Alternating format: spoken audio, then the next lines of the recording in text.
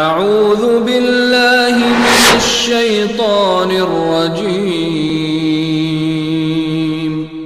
بسم اللہ الرحمن الرحیم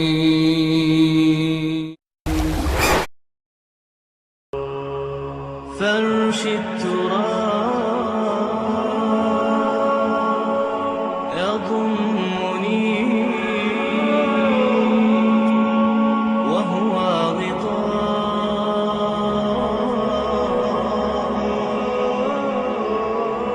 حول الرمال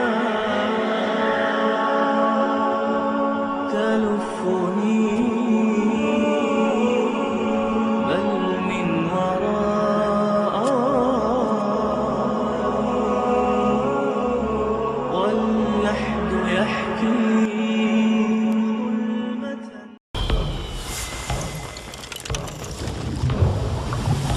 ونعوذ بالله من شرور أنفسنا ومن سيئات أعمالنا من يهده الله فلا مضل له ومن يضلل فلا هادي له وأشهد أن لا إله إلا الله وحده لا شريك له وأشهد أن محمدا عبده ورسوله أرسله بالحق بشيرا ونذيرا اللهم صل وسلم وبارك على محمد وعلى آله وصحبه أجمعين أما بعد فإن خير الحديث كتاب الله وخير الهدي هدي محمد صلى الله عليه وآله وسلم وشر الأمور محدثاتها وكل محدثة بدعة وكل بدعة ضلالة وكل ضلالة في النار. أعوذ بالله من الشيطان الرجيم. كذبت قبلهم قوم نوح وأصحاب الرس وثمود وعاد وفرعون وإخوان لوط وأصحاب الأيكة وقوم تبع كل كذب الرسل فحق وعيد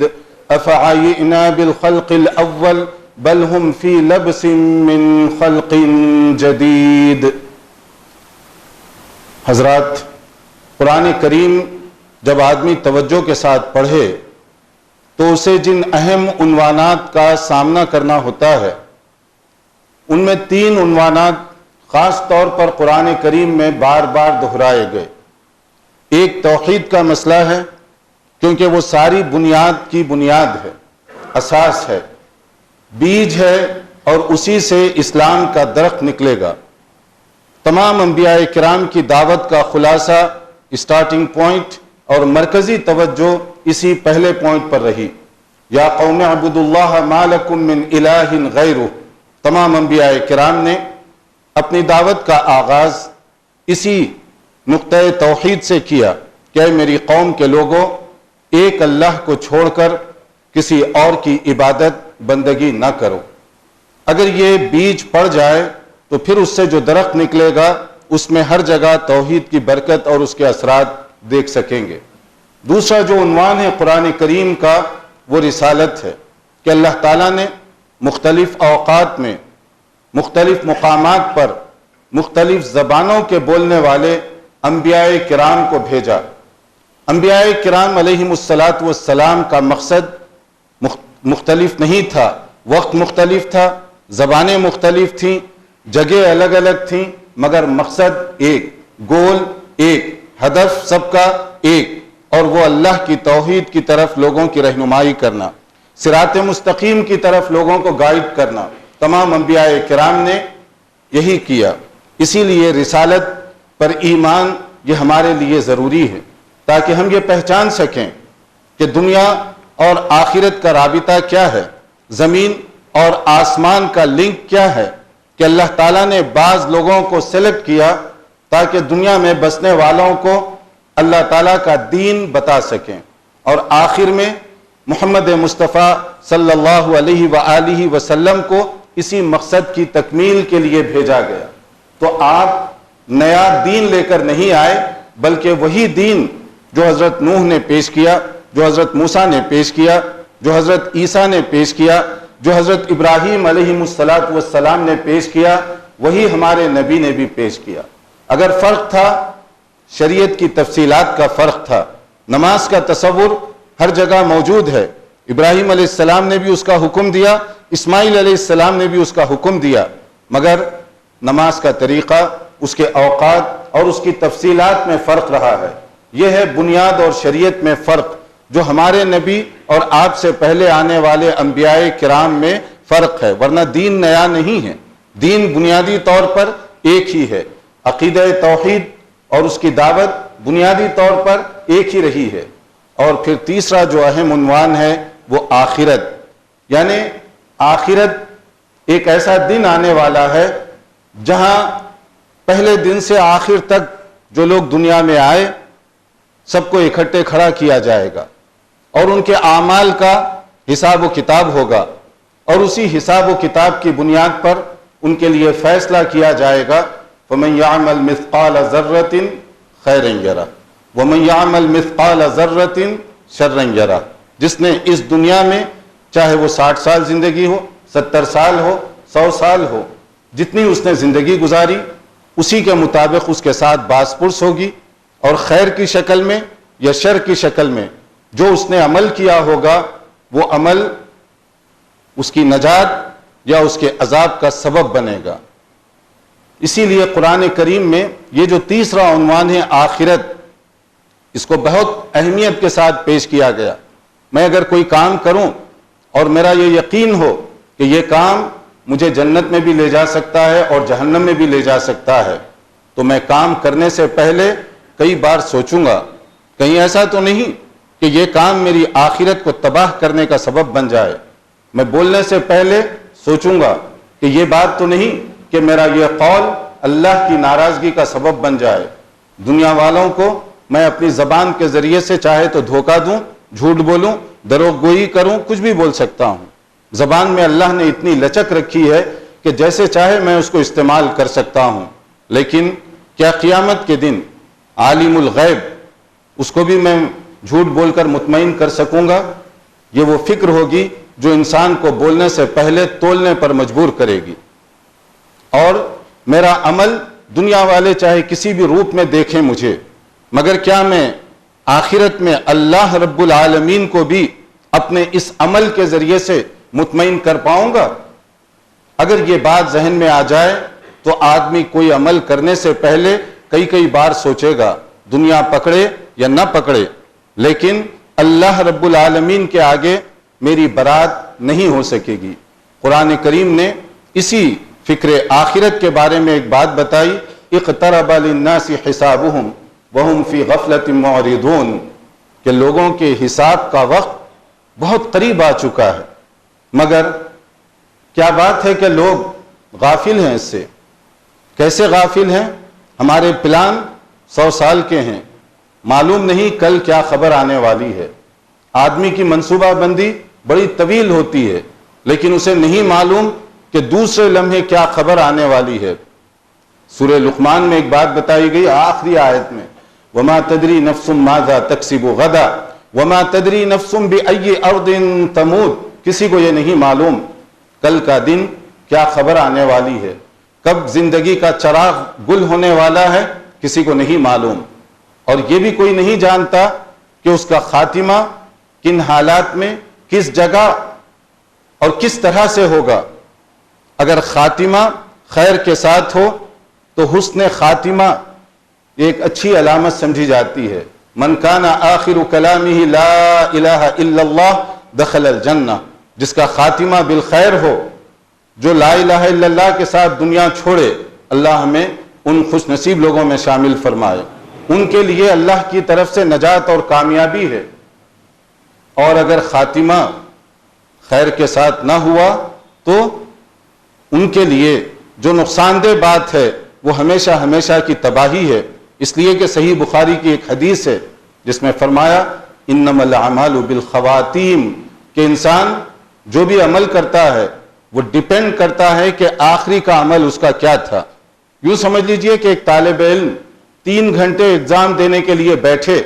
2.5 گھنٹے وہ کچھ جواب لکھتا رہا، بعد میں مائنڈ بدل گیا اور اس نے لکھے ہوئے جواب کو کاٹ کر آخری میں جو جواب لکھے گا ایگزامینر، وہ آخری میں لکھنے والے جواب ہی کو چیک کرے گا اور اسی کی بنیاد پر فیصلہ کرے گا کہ یہ کتنے نمبر کا مستحق ہے۔ چاہے آپ نے 2.5 گھنٹے کچھ بھی لکھے ہوں وہ کاؤنٹیبل نہیں ہے، اس لیے کہ آخر میں آپ کی رائے خود بدل گئی۔ اسی طرح سے انسان زندگی گزارتا ہے نمازی کے طور پر اور مرنے سے کچھ پہلے نماز چھوڑ دیتا ہے تو اللہ کے پاس اس کا شمار بے نمازیوں میں ہوگا، حالانکہ پہلے اس نے نماز ادا کی مگر آخری میں اس نے اپنا طریقہ بدل دیا۔ اس کے برعکس ایک اور آدمی جو گناہوں سے آلودہ زندگی گزارتا رہا مگر مرنے سے پہلے اس نے توبہ کی اور اپنی زندگی کو صحیح ٹریک پہ لے آیا تو اللہ کے پاس اس کا شمار نیک لوگوں میں ہوگا، اس لیے کہ اس کا خاتمہ بالخیر ہوا۔ تو کوئی نہیں جانتا کہ اس کا خاتمہ کس انداز سے ہونے والا ہے۔ نبی کریم صلی اللہ علیہ وسلم نے ایک ہدایت دی۔ موجودہ حالات کو میں دیکھتا ہوں، چاہے وہ مقامی ہوں، چاہے وہ نیشنل سطح کے ہوں، انٹرنیشنل سطح کے ہوں، بات ہر جگہ صحیح مسلم کی ایک حدیث ہے، اس کے اطراف مجھے گھومتی دکھائی دیتی ہے۔ رسول اکرم صلی اللہ علیہ وسلم نے آج سے بہت پہلے 1400 سال پہلے تقریباً آپ نے ایک وصیت کی تھی۔ یہ وصیت رسول ہے صلی اللہ علیہ وسلم ہم تمام لوگوں کے لیے، بعد میں آنے والی امت کے فرزندان کے لیے۔ آپ نے فرمایا بادروا بالاعمال فتنا کقطع اللیل المظلم، کہ تم عمل کرنے میں جلدی کرو، اس لیے کہ ایک دور آئے گا جس میں فتنے ایسے عام ہوں گے کہ رات کی تاریکی میں جب بدلی چھانے لگتی ہے تو جس تیزی کے ساتھ بدلی آئے گی اسی طرح فتنوں کا دور آئے گا۔ اور آپ نے اس کی وضاحت کی صلی اللہ علیہ وسلم یصبح الرجل مؤمنا ویمسی کافرا، کہ کبھی ایسے ممکن ہے کہ آدمی صبح بستر سے جب اٹھے گا مومن کے طور پر اپنے آپ کو مسلمان سمجھ کر بنا کر، یعنی اس کا شمار مسلمانوں میں ہوگا، اور شام کے ہوتے ہوتے وہ کافر ہو جائے گا۔ اور یمسی مؤمنا ویصبح کافرا، یہ ممکن ہے کہ رات جب وہ بستر پر جا رہا ہو ایک مسلمان کے روپ میں جا رہا ہو اور صبح اٹھتے اٹھتے وہ کافر بن جائے گا۔ کیوں اتنی تیزی سے تبدیلی آئے گی اس کے ایمان اور عقیدے میں؟ کیوں اس کا ایمان اور عقیدہ ہچکولے کھانے لگے گا اس تیزی کے ساتھ؟ نبی صلی اللہ علیہ وسلم نے اس کی وضاحت فرمائی یبیع دینہ لعرض من الدنیا، کہ دنیا کے عوض میں اپنے دین کا سودا کر دے گا، دنیا کمانے کے لیے اپنے عقیدے، ایمان اور اپنے دین کا سودا کر بیٹھے گا۔ دنیا کی دولت، دنیا کی لالچ، دنیا کی کمائی اتنی محبوب ہو جائے گی کہ دین چلا گیا، عقیدہ چلا گیا، ایمان چلا گیا، اسے اس کی کوئی پرواہ نہیں ہوگی۔ اس سے پہلے رسول اکرم صلی اللہ علیہ وسلم نے کہا کہ تم اپنے اچھے عمل کی فکر کرو، اور اپنے خاص صحابی، بعض اوقات نبی صلی اللہ علیہ وسلم مشفقانہ طور پر اپنے صحابہ کرام کو کچھ خصوصی وصیتیں فرمایا کرتے، ان میں سے ایک یا عبداللہ اذا امسیت فلا تنتظر الصباح واذا اصبحت فلا تنتظر المساء، کہ عبداللہ صبح ہو جائے تو عمل کرنے میں جلدی کرنا، شام کا انتظار نہ کرنا، اور اگر شام ہو جائے تو صبح کرنے تک تم ڈیلے نہ کرنا۔ نہیں معلوم تمہاری زندگی میں دوسری شام لکھی ہے یا نہیں، تمہاری زندگی میں دوسرا دن لکھا ہے یا نہیں۔ ایک عجیب سی بات ہوئی کہ رسول اکرم صلی اللہ علیہ وسلم ایک مرتبہ قضائے حاجت کے بعد تشریف لا رہے تھے، کسی صحابی نے سلام کیا، اس موقع پر آپ نے جواب نہیں دیا، آپ تھوڑا سا آگے گئے، تیمم کیا، اس کے بعد آپ نے جواب دیا اور پھر اس سے کہا کہ بھائی میں تمہارا سلام سن چکا تھا مگر میں نہیں چاہتا تھا کہ اللہ کا نام بغیر وضو کی حالت میں لوں، اور دوسری طرف یہ مجھے معلوم نہیں کہ وضو کرنے کے لیے جتنا ٹائم ہے وہ میری زندگی میں لکھا ہے یا نہیں، کہیں ایسا نہ ہو کہ میں تمہارا جواب نہ دے سکوں اور اس سے پہلے میری موت آ جائے۔ اگر یہ خاتم النبیین رسول اکرم رحمت للعالمین صلی اللہ علیہ وسلم کا یقین اور تصور ہے تو پھر ہم اور آپ کو کتنی بار اس پر غور کرنا چاہیے۔ ہم اور آپ اگر اس سلسلے میں غفلت کا شکار ہیں تو کب اس کو ہم دور کرنا چاہیں گے؟ رسول اکرم صلی اللہ علیہ وسلم نے جہاں عمل کی بات بتائی وہاں ایک آپ نے خاص تاکید فرمائی، اور وہ تاکید موجودہ حالات کے لحاظ سے بہت ہی زیادہ آپ سب کی توجہ کی مستحق ہے، اس پر ہم سب کو غور کرنا چاہیے۔ اور وہ تاکید آپ نے فرمائی ایاکم والغلو فی الدین، کہ لوگوں دین کے مسئلے میں انتہا پسندی یہ ناپسندیدہ ہے، اس سے بچو، انتہا پسندی مت کرو تم۔ ایکسٹریمزم کا اسلام سے دور یا نزدیک کا کوئی تعلق نہیں۔ انتہا پسندی اور اسلام دونوں آگ اور پانی کی طرح ہیں، دونوں ایک جگہ جمع نہیں ہو سکتے۔ انتہا پسندی ہوگی اسلام رخصت ہو جائے گا، اسلام ہوگا انتہا پسندی وہاں سے رخصت ہو جائے گی۔ نبی کریم صلی اللہ علیہ وسلم نے ان ایڈوانس وارننگ دی اور آپ نے فرمایا فَإِنَّمَا هَلَكَ مَنْ كَانَ قَبْلَكُمْ بِالْغُلُوِّ فِي الدِّينِ، تم سے پہلے جو لوگ تباہ اور برباد ہوئے اس کا ایک سبب انتہا پسندی۔ آج بہت ساری جگہوں پر بہت سے سیاسی لوگ، سماجی رہنما اور بہت سارے لوگ یہ کہتے ہیں کہ مسلمانوں میں انتہا پسندی۔ اگر دین اسلام کو آپ سمجھیں انتہا پسندی نہیں ہو سکتی۔ اگر کہیں انتہا پسندی ہے تو اس کا تعلق دین سے نہیں ہو سکتا، یہ دونوں بالکل جداگانہ چیزیں ہیں۔ نبی کریم صلی اللہ علیہ وسلم نے جہاں یہاں تاکید فرمائی، قرآن کریم میں اہل کتاب کے بارے میں ایک خاص تاکید فرمائی گئی، یا اہل الکتاب لا تغلو فی دینکم، کہ تم اپنے دین کے مسئلے میں غلو، ایکسٹریمزم، ایکسیسونیس، انتہا پسندی، ان چیزوں سے تم بچو۔ کیا ایکسٹریمزم تھا ان کے اندر؟ بعض چھوٹی چھوٹی چیزوں کو عجیب و غریب حیثیت دیتے۔ بعض اہل کتاب کے اندر یہ عجیب سا تصور تھا کہ اگر کپڑے میں کوئی گندگی نجاست لگ جائے تو اس کپڑے کو کاٹ کر پھینک دینا چاہیے، دھونے کا تصور نہیں۔ انتہا پسندی۔ ہفتہ ہو جائے تو اس کے بعد کام کرنا منع ہے، اتنا منع ہے کہ آج اس دور میں بھی اتنی سائنس اور ٹیکنالوجی کی ترقی، یا دوسری طرف دہریت اور بے دینی الحاد کا دورہ، مگر اس کے باوجود بعض مذہبی یہودیوں کے پاس ایک عجیب تصور ہے کہ جب ہفتے کا دن شروع ہو جائے کام نہیں کرنا چاہیے۔ گھر کے معمولی کام حتیٰ کہ جھاڑو تک نہیں دی جا سکتی۔ گھر کے معمولی کام، لائٹ اور بتی کو آپ اگر جلانے کے لیے بٹن دباتے ہیں تو وہ کام میں شمار ہوگا، اور وہ یہودی نقطہ نظر سے غلط ہوگا، کیونکہ آپ نے کام کیا، چاہے بتی جلائی، چاہے آپ نے بلب آن کیا، چاہے آپ نے بٹن دبا دیا، یہ بھی کام میں سمجھا جائے گا۔ لہٰذا یہ چیز بھی آپ کے لیے جائز اور درست نہیں ہے۔ یہ ایک انتہا پسندی ہے جو اس وقت پائی جاتی ہے، لیکن عجیب اتفاق ہے کہ وہ قوم جو اتنی انتہا پسندی کا شکار ہو، اسے تو لوگ آپ میں سے بہت کم لیں۔ یہودیوں کے بارے میں سنا ہوگا کہ ان میں بھی یہ انتہا پسندی ہے، مگر وہ دین جو اور تو اور عبادات کے مسئلے میں انتہا پسندی کو ناپسند کرتا ہو، بہت سارے لوگ مسلمان اسلام اور انتہا پسندی کو ایک جگہ چسپاں کر دیتے ہیں۔ یہ بالکل ایسے ہی ہے جیسے آگ اور پانی کو آپ ایک جگہ رکھنے کی کوشش کریں۔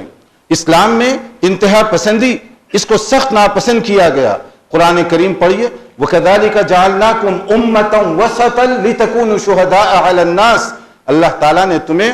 امت وسط بنایا، متوازن، معتدل، چیک اینڈ بیلنس کے اصول پر امت قائم ہے، امت وسط بنایا گیا۔ اور ہمیں اعمال کے مسئلے میں بھی، عبادات کے مسئلے میں بھی انتہا پسندی کی اجازت نہیں دی گئی۔ رسول اکرم صلی اللہ علیہ وسلم جب مدینہ منورہ تشریف لائے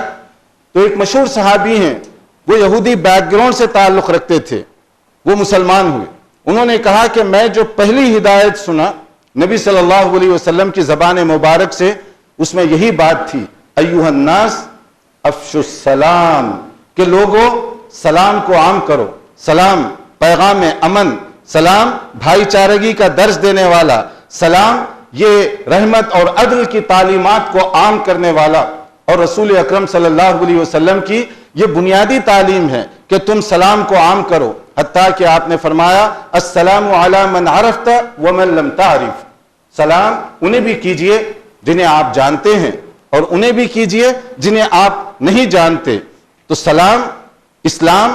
یہ جو امن پسندی اور اعتدال کا دین ہے، اس کی ایک اور وضاحت اس مثال سے سمجھیے کہ صحابہ کرام کس طریقے سے دیکھا کرتے تھے۔ رسول اکرم صلی اللہ علیہ وسلم کی غیر موجودگی میں 3 صحابہ ام المؤمنین کی خدمت میں حاضر ہوئے رضی اللہ عنہ۔ ان سے نبی صلی اللہ علیہ وسلم کی جو آپ کے معمولات، روٹین، یہ سب انہوں نے دریافت کیا۔ اس کے بعد انہوں نے سوچا کہ نبی رحمت، آخر نبی، آپ کا رتبہ، آپ کی شان، آپ کا مقام بہت اونچا ہے۔ اگر آپ اتنا عمل کرتے ہیں تو ہمارے عمل کی تو کیا حیثیت ہے؟ لہٰذا ایک نے فیصلہ کیا کہ میں رات بھر جاگ کر نوافل میں گزاروں گا، کیونکہ رات کی نماز صلاۃ اللیل اللہ کو بہت پسند ہے، باعث اجر و ثواب ہے۔ میں رات میں سوؤں گا نہیں، اس کے بعد ہر رات جاگ کر گزاروں گا۔ دوسرے نے کہا کہ نفل روزہ اللہ تعالیٰ کو بہت پسند ہے، میں ہر دن نفل روزے میں وقت اپنا گزاروں گا، یعنی ہر دن نفل روزہ میں رکھوں گا تاکہ اللہ تعالیٰ کو راضی کر سکوں۔ تیسرے نے کہا میں شادی بیاہ کے مسائل میں نہیں جاؤں گا، اس لیے کہ فیملی لائف کی جو ذمہ داریاں ہوں گی اس سے میرا ٹائم تقسیم ہو جائے گا، گھر بار کے لیے بھی وقت دینا پڑے گا، میں چاہتا ہوں کہ پورا وقت اسلام کے لیے دوں، میں شادی نہیں کروں گا۔ اب 1 منٹ آپ رکیے یہاں پر، یہ تینوں صحابہ ہیں اور ان کی نیتوں میں کوئی غلطی ہے؟ یہ تینوں نے جو فیصلہ کیا صرف اللہ کو راضی کرنے کے لیے، رات کو جاگ کر عبادت کروں گا تاکہ اللہ راضی ہو، ہر دن روزہ رکھوں گا تاکہ اللہ راضی ہو، شادی نہیں کروں گا تاکہ پورا وقت دین کے لیے دوں اور اللہ کو راضی کروں۔ مقصد نیک، ارادے بہت اچھے ہیں تینوں کے، مگر اسلام اعتدال کا دین ہے، اور تو اور عبادت میں بے اعتدالی کو اسلام پسند نہیں کرتا۔ جب نبی کریم صلی اللہ علیہ وسلم کو پتا چلا تو آپ نے لوگوں کو جمع کیا اور اس کے بعد آپ نے فرمایا کہ لوگوں، تم میں سے کوئی مجھ سے زیادہ متقی نہیں بن سکتا، اللہ کا تقوی اور اللہ کی خشیت میرے مقابلے میں کسی کے اندر زیادہ نہیں پیدا ہو سکتی۔ مجھے تم دیکھو، اللہ نے مجھے نمونہ بنا کر بھیجا ہے، میں رات کا ایک حصہ عبادت میں گزارتا ہوں تو دوسرا حصہ اپنے بدن کا جو حق ہے سو کر گزارتا ہوں، یہ میرے جسم کا حق ہے مجھ پر۔ پوری رات میں جاگ کر عبادت نہیں کرتا بلکہ ایک پورشن عبادت میں گزارتا ہوں تو دوسرا حصہ میں آرام کرتا ہوں۔ ہر دن میں نفل روزہ نہیں رکھتا، ہفتے میں آپ 2 روزے رکھا کرتے تھے، پیر اور جمعرات، ہر دن روزہ نہیں رکھتے آپ۔ اور آپ نے فرمایا میری لائف کو دیکھو تم، میرا گھر بار ہے، فیملی ہے، بچے ہیں میرے۔ اس کے بعد آپ نے وہ تاریخی جملہ کہا جو اسلام کے لیے ایک کرائٹیریا ہے، اسلامی فریم آپ نے دیا تمام دنیا کے لوگوں کے لیے، فمن رغب عن سنتی فلیس منی، جو میرے اس راستے کو چھوڑ کر کوئی اور راستہ اختیار کرے گا اس کا میرے ساتھ کوئی تعلق نہیں ہے۔ یعنی روزہ رات بھر جاگ کر نماز پڑھنا، قیام اللیل، یہ اچھی عبادت ہونے کے باوجود آپ نے ناپسند فرمایا کہ تمہارے باڈی کا حق ہے، جسم کا حق ہے کہ ایک حصہ سو کر آرام کرو تم۔ اور جس نے کہا کہ میں رات دن بھر روزہ رکھوں گا، ناپسند کیا، ہفتے میں 2 روزے، یہ میرا طریقہ ہے۔ اور جس نے کہا کہ میں شادی بیاہ نہیں کروں گا، آپ نے اپنے گھر کی مثال دی کہ تم میرے گھر کو دیکھو، میری فیملی ہے، میرے بچے ہیں، میں اس طرح سے زندگی گزار رہا ہوں۔ تو رسول اکرم صلی اللہ علیہ وسلم نے ان تینوں صحابہ کے فیصلے کو غلط کہا، حالانکہ وہ سب عبادت کرنا چاہتے تھے تاکہ اللہ کو راضی کریں، عبادت کرنا چاہتے تھے تاکہ زیادہ سے زیادہ اجر و ثواب حاصل کریں۔ تو وہ دین جو عبادت کے مسئلے میں غلو، انتہا پسندی کو ناپسند کرے، کیا یہ ممکن ہے کہ وہ اپنے نظریات، اپنے افکار، اپنے خیالات میں کوئی ناپسندیدہ حرکت کرے یا انتہا پسندی کا رجحان اس میں پایا جائے؟ ایسے ہرگز نہیں ہو سکتا۔ مگر عجیب بات ہے کہ دنیا بھر میں وہ دین جو دین اعتدال ہے، وہ نبی جو معتدل اور متوازن تعلیمات دے کر دنیا سے رخصت ہوئے، ان کے ساتھ یہ لیبل لگا دیا گیا کہ ایک مسلمان گویا انتہا پسندی والا ہے، ریڈیکلزم، ٹیررزم اور فنڈامنٹلزم، نہ جانے کیا کیا ازم کے نام دہرا دیے گئے۔ اور ہمارے لوگ فریکوینٹلی سمجھے بغیر سوچے بغیر اس طرح کی باتیں کرنے لگ گئے، حالانکہ انہیں سوچنا چاہیے کہ دین اسلام یہ اعتدال پسندی کا سبق دیتا ہے، یہ توازن کا سبق دیتا ہے، کھانے پینے میں، سونے جاگنے میں، چلنے پھرنے میں ہر جگہ اعتدال پسندی۔ کھانے کے مسئلے میں بتایا کہ اس وقت تک کھاؤ جب تک پیٹ میں ابھی 1/3 جگہ خالی ہو، اس وقت چھوڑ دو تم کھانے پینے کو، تاکہ 1/3 1/3 تمہارا پیٹ کے اندر حصہ وہ خالی رہے۔ جو دین کھانے پینے میں انتہا پسندی کو پسند نہ کرے، سونے کے مسئلے میں پسند نہ کرے، چلنے پھرنے کے مسئلے میں پسند نہ کرے، ہر جگہ اعتدال، توازن، بیلنس، توازن یہ سبق دے رہا ہو، کیسے ممکن ہے کہ اس کے ماننے والوں میں انتہا پسندی پیدا ہو جائے؟ اگر کہیں دکھائی دے رہی ہے، ہو سکتا ہے یہ میرا اور آپ کا یا کسی اور کا قصور ہوگا، ورنہ بعض نام ایسے ہیں جو کسی کو بدنام کرنے کے لیے عالمی سطح پر میڈیا کے ذریعے سے اتنے عام کیے گئے کہ عام لوگ جن کی دور نظر نہیں ہوتی وہ بھی ان واقعات کو سچ سمجھنے لگ گئے، ان واقعات کو درست سمجھنے لگے، اس لیے کہ کثرت کے ساتھ وہ اس طرح کی باتیں اخبارات میں دیکھتے اور سنتے رہتے ہیں۔ ورنہ عجیب و غریب بات ہے کہ کچھ ایسے لوگ گمنام، جس کے ساتھ کوئی حکومت نہیں بظاہر، جس کے پاس کوئی طاقت نہیں، وہ اتنی طاقتور ہو جائے، اتنی طاقتور ہو جائے، اتنی طاقتور ہو جائے کہ دنیا کی سپر پاور طاقتوں کو ان کا مقابلہ کرنے کے لیے ایک سال پلاننگ کرنی پڑے۔ بات سمجھ میں آ رہی ہے کہ ایک مسجد ہے، اگر یہ لوگ کوئی ایسی غلط حرکت کریں، مقامی پولیس چند منٹوں کے اندر ان کو ختم کر سکتی ہے۔ کیسے یہ ممکن ہے کہ چند لوگ جن کے ساتھ کوئی حکومت نہیں اور ان کو ختم کرنے کے لیے دنیا کی بڑی طاقتوں کو ایک سال تک انتظار کرنا پڑے؟ ایک فتنہ شروع کیا گیا، فتنن کا قطع اللیل المظلم، کہ فتنے آتے جائیں گے، جیسے بدلی آ رہی ہے کہ اننون قسم کی تنظیم، گمنام قسم کے لوگ کھڑے ہوتے ہیں، ایک نعرہ مارتے ہیں اسلام کے نام پر، دنیا کے سارے میڈیا میں اسی کو دکھایا جا رہا ہے، اسی کو پیش کیا جا رہا ہے۔ پھر اس کے فوری بعد فرانس میں دنیا کے اہم ترین ممالک کے وزرائے خارجہ کی میٹنگ بلائی جاتی ہے۔ سوچئے ذرا، ایک مسجد کا مسئلہ، وزرائے خارجہ کی عالمی سطح پر میٹنگ بلائی جائے اور اس کے بارے میں غور کیا جائے کہ اس فتنے کو ہم کیسے روکیں، اور امریکی صدر کو یہ کہنا پڑے ہو سکتا ہے ہمیں 1 سال لگ جائے ان کو ختم کرنے کے لیے۔ ایک طرف دنیا کی سپر پاور طاقت اور کہہ رہی ہے کہ 1 سال سے بھی زیادہ لگ سکتا ہے، تو ہم یہاں کیا یہ پوچھنے پر حق بجانب نہیں ہوں گے جناب والا، کہیں ایسا تو نہیں کہ یہ آپ ہی کی لگائی ہوئی آگ ہے؟ دراصل آپ ہی مسلم دولت پر قبضہ کرنے کے لیے یہ آگ خود ہی لگائے ہیں، اور کچھ لوگ ہو سکتا اس میں استعمال ہوئے ہوں، لیکن آگ لگانے والے آپ، قبضہ کرنے والے آپ، حملہ کرنے والے آپ، بدنام کرنے والے آپ، میڈیا آپ کا، بھولے بھالے داڑھی والوں کو گرفتار کر لیا گیا مختلف طریقوں سے۔ یہ صرف سوچنے کی بات میں بتا رہا ہوں کہ اس وقت میڈیا کی جو خبریں ہیں کتنی آپ قبول کر سکتے ہیں اور کیسی اس کو قبول کر سکتے ہیں، ورنہ دین اسلام یہ تو انتہا پسندی کے شروع سے خلاف رہا۔ رسول اکرم صلی اللہ علیہ وسلم نے اعتدال پسندی کا ہر جگہ درس دیا، ہر جگہ سبق پڑھایا، اور ہمارے جو نوجوان بعض اوقات جذبات میں کوئی ایسی باتیں کرتے ہیں، انہیں بھی سوچنا چاہیے کہ ان کی یہ بات، ان کا یہ ایکشن کسے فائدہ پہنچا رہا ہے اور کسے نقصان پہنچا رہا ہے۔ اسلام صرف جذبات کا نام نہیں، اس میں جذبات سے زیادہ ہوش، عقل مندی، دانائی، سوچ، سمجھ، ان چیزوں کی ضرورت ہے، ان کو سمجھنے کی ضرورت ہے، اور اس کے بعد آپ کا عمل اس وقت تک عمل صالح نہیں بن سکتا، عمل صالح نہیں بن سکتا جب تک کہ وہ قرآن و سنت کی تعلیمات کے مطابق نہ ہو۔ میرے یا آپ کے کہنے سے کوئی عمل صالح نہیں ہو سکتا۔ میں اپنی مرضی سے کوئی کام کروں اور یہ کہوں کہ یہ عمل صالح نہیں ہو سکتا۔ عمل صالح وہی ہے جو قرآن و سنت کی میزان میں پورا اترتا ہو۔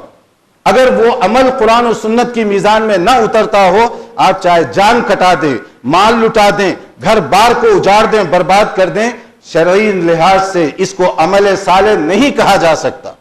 سورہ کہف کا آخری حصہ پڑھیے، قُلْ هَلْ نُنَبِّئُكُمْ بِالْأَخْسَرِينَ أَعْمَالًا، کیا ہم تمہیں ان لوگوں کے بارے میں نہ بتا دیں جو خسارے میں ہوں گے، گھاٹے اور نقصان میں ہوں گے، جن کے اعمال اس قابل نہیں کہ آخرت میں ان کو تولا جائے، وزن کیا جائے، اور دنیا میں وہ سمجھتے رہے کہ شاید ہم نیک عمل کر رہے ہیں، شاید ہم اچھا کام کر رہے ہیں۔ تو معلوم یہ ہوا میرے اور آپ کے سمجھنے سے کوئی عمل اچھا نہیں بن جاتا۔ اچھا بننے کے لیے معتبر علماء ربانی سے ہدایت حاصل کیجئے، قرآن و سنت کے ذریعے سے اس کو تلاش کیجئے کہ واقعی وہ کام درست ہے یا نہیں ہے۔ تو میں جو شروع میں آپ کے سامنے گزارش کر رہا تھا، انتہا پسندی کو ایک طرف رکھتے ہوئے کہ ہمارے پاس زندگی کا وقت بڑا محدود، بہت لیمیٹڈ ہے، اس کے لیے ہمیں چاہیے کہ ایسے کام کریں جو اگر جسم اور جان کا رشتہ ختم ہو جائے تو بعد میں کام آ سکے، جس کو رسول اکرم صلی اللہ علیہ وسلم نے تاکید سے فرمایا کہ تم اس کے لیے تیاری کرو، تم اس کے لیے کوشش کرو۔ آپ فرمایا کرتے تھے اکثروا ذکر حاذم اللذات، یعنی الموت، کہ تم لذتوں کے توڑنے والی جو موت ہے اس کو یاد کرو، کہ اس کے ذریعے سے تم اپنی آخرت کو بنا اور سنوار سکتے ہو۔ بنانے اور سنوارنے کا مطلب کیا ہے؟ اگر مجھے یہ یقین ہو کہ میری زندگی محدود، میرے اعمال ریکارڈ پر پیش کیے جا رہے ہیں، سارا ریکارڈ ہو رہا ہے، کوئی چیز یہاں پر آف دی ریکارڈ نہیں ہے، ہر چیز یہاں پر، میری بات، میرا عمل، میرا ایکشن، ہر چیز آن دی ریکارڈ ہے، اور یہی ریکارڈ قیامت کے دن میرے ہاتھ میں دے دیا جائے گا کہ دیکھو یہ تمہاری زندگی کا نام اعمال ہے۔ اور یہ ریکارڈ تیار کرنے کے لیے کرامن کاتبین، قرآن کریم کہتا ہے دو معزز، محترم، آنریبل فرشتوں کی ڈیوٹی لگائی گئی۔ وہ فرشتے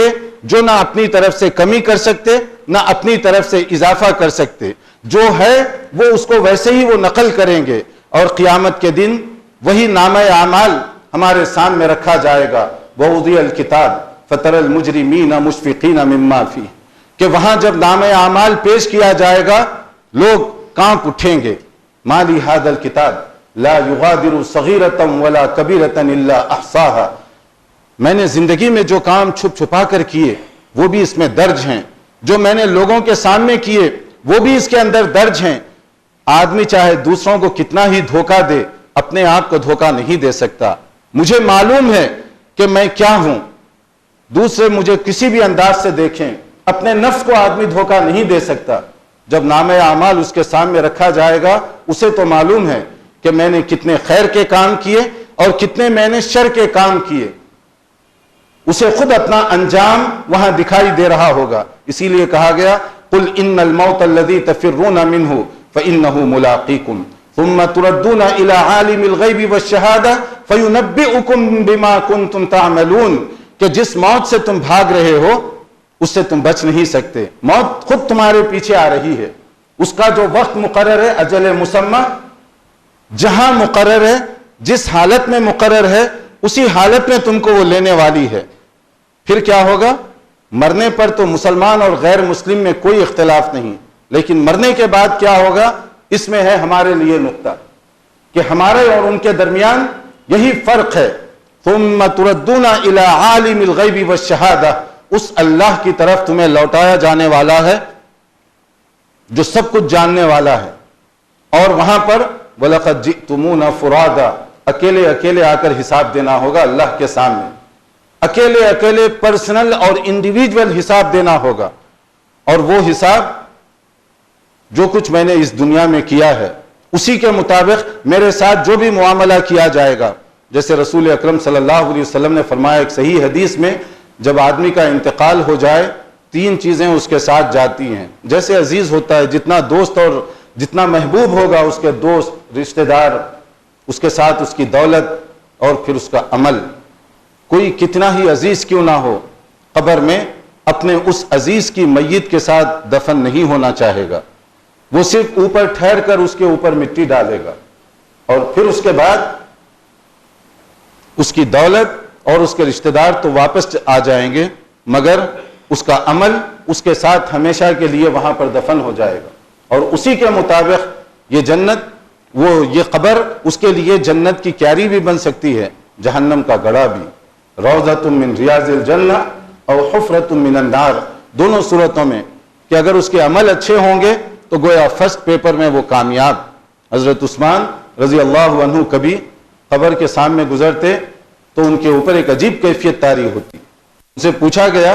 کہ یہ کیوں آپ کے اوپر کیفیت طاری ہوتی ہے؟ تو انہوں نے کہا یہ امتحان کا پہلا پیپر ہے، پہلا مرحلہ ہے، اگر یہاں پاس ہو گئے تو یہی قبر جنت کی کیاری بننے والی ہے، اور اگر یہاں ناکام ہو گئے تو یہی قبر جہنم کا گڑھا بننے والی ہے۔ کیا میرے اعمال، کون کہہ رہا ہے؟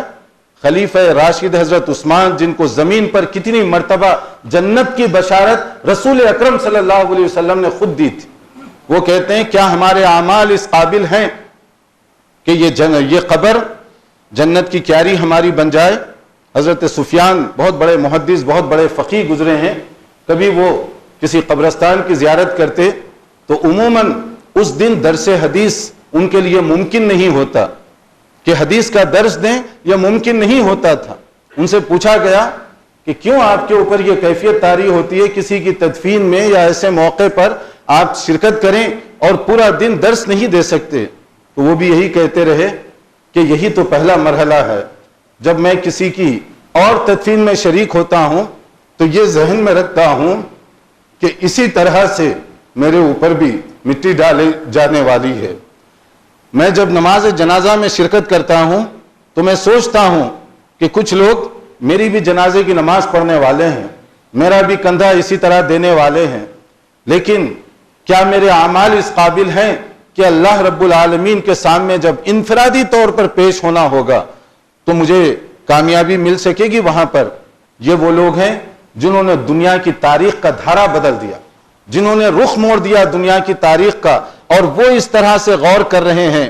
تو ہم اور آپ کو اس پر کتنا غور کرنا چاہیے۔ اس لیے قرآن کریم میں کہا گیا وَأَنفِقُوا مِمَّا رَزَقْنَاكُم مِّن قَبْلِ أَن يَأْتِيَ أَحَدَكُمُ الْمَوْتُ، موت کے آنے سے پہلے انویسٹمنٹ کی فکر کرو۔ آج دنیا میں ہر جگہ انویسٹمنٹ، کل کے دن مستقبل کے لیے کچھ کام آنا چاہیے۔ وہ آدمی جو محنت اور مزدوری کر کے کم سے کم وہ تنخواہ پا رہا ہے، وہ بھی کہتا ہے 2-4 روپے میں رکھوں تاکہ کل ایمرجنسی میں کام آ جائے۔ جو زیادہ کما رہا ہے وہ بھی کہتا ہے کہ کل کے دن کبھی کوئی مصیبت آ جائے تو کام آنا چاہیے، کچھ نہ کچھ ہونا چاہیے۔ لیکن کیا ہم نے یہ بھی سوچا اس کل کے لیے جس کے بعد دوبارہ کوئی کل آنے والا نہیں ہے، اس کے لیے بھی کوئی ہم نے سرمایہ کاری کی، اس کے لیے بھی کبھی ہم نے کوئی انویسٹمنٹ کیا؟ بہت سارے لوگ، یہ صرف سوچنے کی بات ہے کہ ایک حدیث ہے جس میں رسول اکرم صلی اللہ علیہ وسلم نے اسی انویسٹمنٹ کے بارے میں ایک بڑی خوشخبری سنائی۔ آپ نے فرمایا اذا مات الانسان انقطع عنه عمله الا من ثلاث، کہ مر جائے آدمی دنیا سے، رخصت ہو جائے تو اس کے دنیا کا سلسلہ روک دیا جاتا ہے، اب کوئی چیز ثواب یا عذاب اس کو نہیں پہنچاتی، جو کچھ اس نے کیا اس کی زندگی کے ساتھ وہ کتاب بند کر دی گئی۔ مگر کچھ ایسے عمل ہیں جو مرنے کے بعد بھی جاری رہتے ہیں۔ اس میں نبی صلی اللہ علیہ وسلم نے جو فرمایا صدقۃ جاریہ، ایسا چیریٹیبل کام، رفاہی کام جس سے لوگوں کو فائدہ پہنچے، جب تک وہ کام باقی رہے گا بنانے والے کو برابر اس کا ثواب ملتا رہے گا۔ کبھی میں راستہ طے کرتے ہوئے گزرتا ہوں، کبھی کوئی مسجد سے گزر ہوتا ہے، وہ مسجد جو اس وقت دور دراز کسی بستی میں، گاؤں میں ہے، نہ جانے اس کے بنانے والے کون تھے، مگر یہ مسجد کے در و دیوار جب تک باقی رہیں گے بنانے والوں کو اس کا ثواب برابر ملتا رہے گا۔ یہ ان کی انویسٹمنٹ، یہ ان کی سرمایہ کاری ہے۔ اور کچھ لوگ کہیں پانی کا انتظام کروائے تھے کسی زمانے میں، کہیں کسی نے نل کا انتظام کیا، کہیں کسی نے باولی کنویں کا انتظام کیا۔ اس باولی سے، پانی کے کنویں سے ایک ایک بوند، ایک ایک قطرہ پانی جو بھی فائدہ اٹھا رہا ہو، صرف انسان نہیں، چرند پرند حیوانات مویشی، برابر اس بنانے والے کو اس کا ایک ایک قطرے کے عوض ثواب مل رہا ہوگا۔ یہ انویسٹمنٹ۔ اور علم ينتفع به، ایسا علم جس سے لوگوں کو فائدہ پہنچے۔ اس کے لیے بہت بڑے عالم ہونے کی ضرورت نہیں، ایک دعاؤں کی کتاب آپ کو اگر معلوم ہے، اگر آپ وہ دعاؤں کی کتاب خرید کر بطور تحفہ اپنے کسی کے دوست کو دے دیتے ہیں، زندگی میں جتنی مرتبہ وہ کتابچہ پڑھے گا دینے والے کو بھی برابر اس کا ثواب ملے گا۔ پیسہ آپ کا زیادہ نہیں خرچ ہوا، مگر اللہ تعالیٰ نے اس دین کو ایسے بنایا کہ امیر اور غریب سب اس سے فائدہ اٹھا سکتے ہیں۔ جب تک وہ کتاب سے لوگوں کو فائدہ ہوگا برابر وہ ثواب آپ کو ملتا رہے گا۔ اور او ولد صالح یدعو لہ، ایسی اولاد جو دعا کر سکے، جن کی دعائیں اور جن کے نیک اعمال ان کے گزرے ہوئے والدین کی اجر و ثواب میں اضافے کا سبب بنتے ہیں، ان کے درجات کی بلندی کا سبب بنتے ہیں۔ ہمیں بھی غور کرنا چاہیے، جب ہم اپنے بچوں کے ساتھ پیار و محبت کا معاملہ کرتے ہیں تو کیا یہ بچے اس قابل ہیں کہ جو دنیا میں پھولوں کی طرح ہمارے گھر میں بیٹھے ہوئے ہیں، مرنے کے بعد بھی کچھ میرے کام آ سکیں گے؟ اور مرنے کے بعد کام آنے کے لیے ان کو اس قابل بنائیے کہ بچوں کو معلوم ہو کہ دین کیا ہے۔ اگر دعا بھی کریں تو کیسے کی جاتی ہے دعا، نماز کی بنیادی مسائل ان بچوں کو معلوم ہو تبھی اس کا فائدہ ہوگا۔ اس لیے ہم سب کو کوشش کرنی چاہیے کہ بعث بعد الموت، مرنے کے بعد کی زندگی، اس کو ہر دم ہم اپنے سامنے رکھیں۔ زمانے جاہلیت کے لوگوں کو یہی اعتراض ہوا کرتا تھا، اَإِذَا مِتْنَا وَكُنَّا تُرَابًا ذَلِكَ رَجْعٌ بَعِيدٌ، یہ کیسے ممکن ہے مرنے کے بعد ہمیں لے جا کر دفن کر دیں اور کون اللہ دوبارہ اٹھائے گا؟ تو قرآن کہتا ہے کیا وہ اللہ جو پہلی بار تمہیں وجود بخش سکتا ہے کیا دوبارہ نہیں کھڑا کر سکتا؟ اللہ غور کرنے کی ہم سب کو توفیق عطا فرمائے، فتنے اور آزمائش سے اللہ تعالیٰ سب کو محفوظ رکھے۔ دنیا سے جو بندے نیک اور ایمان کی حالت میں گئے اللہ تعالیٰ ان سے مغفرت فرما دے، اللہ تعالیٰ ان پر رحم و کرم فرمائے، اور جو بیمار ہیں اللہ ان کی بیماریوں کو دور فرمائے، اور مسلمانوں پر جو آزمائشی اوقات آ رہے ہیں اللہ تعالیٰ ان سب سے ہمیں محفوظ رکھے۔ سبحان ربک رب العزت عما یصفون وسلام علی المرسلین والحمد للہ۔